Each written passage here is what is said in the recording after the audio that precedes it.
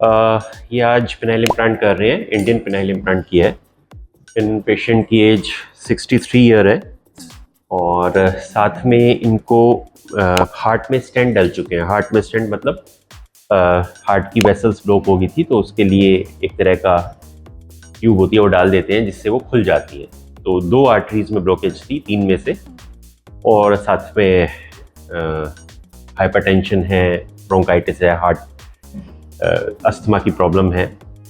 तो लेकिन जब ऐसे पेशेंट में जिनमें हार्ट में प्रॉब्लम होती है, उनमें ईडी होने के चांसेस बहुत ज़्यादा बढ़ जाते हैं। मैंने शायद पहले भी बताया था। उसका सिंपल रीज़न है कि ये दोनों एंड आर्टरीज होती हैं। एंड आर्टरीज मतलब आर्टरी वहाँ पे गई और वहीं पे जाके ख़त्म हो गई। नहीं तो अदरवाइज़ हमारे शरीर में क्या होता है कि यहाँ से आर्टरी गई, वो इस वाली से मिल गई, एक तरह का जाल बिछा होता है। लेकिन इन दोनों में ही कोई जाल नहीं होता, ये दोनों ही वहाँ पे जाके आर्टरीज लास्ट तक जाके ख़त्म हो जाती है। तो अगर किसी को हार्ट की प्रॉब्लम है तो वहाँ पर उनको बहुत चांसेस है कि पेनिस में भी प्रॉब्लम होगी, क्योंकि हार्ट की ब्लड वेसल से भी पतली ब्लड वेसल्स लिंक की होती है और वहाँ पे भी ऑब्स्ट्रक्शन हो जाती है। तो अब इन पेशेंट में हमने पिनाइल इम्प्लांट कर दिया है, किसी तरह की प्रॉब्लम नहीं आई है। ऐसे पेशेंट्स में जिनको स्टेंट डल चुका हो या हार्ट की कोई प्रॉब्लम हो, तो अगर कोई ऐसे पेशेंट भी कराना चाहते हैं तो उनका हम एक इन्वेस्टिगेशन कहते हैं, ब्लड शुगर तो इंपॉर्टेंट है, इकोकार्डियोग्राफी मतलब हम आपके हार्ट का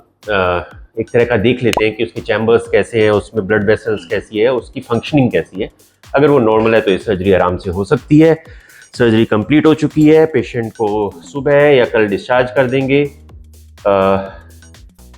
इनकी लेंथ जो है वो 5.5 इंच आई है और अच्छा इम्प्लांट है, सामने की ओर बिल्कुल सामने खड़ा हुआ है, कोई दिक्कत नहीं है। साथ में हमने सर्कमसिजन भी किया है, क्योंकि इनकी स्किन थोड़ी टाइट थी, तो साथ में सर्कमसिजन भी किया है। तो ये दोनों सर्जरीज पेशेंट की है।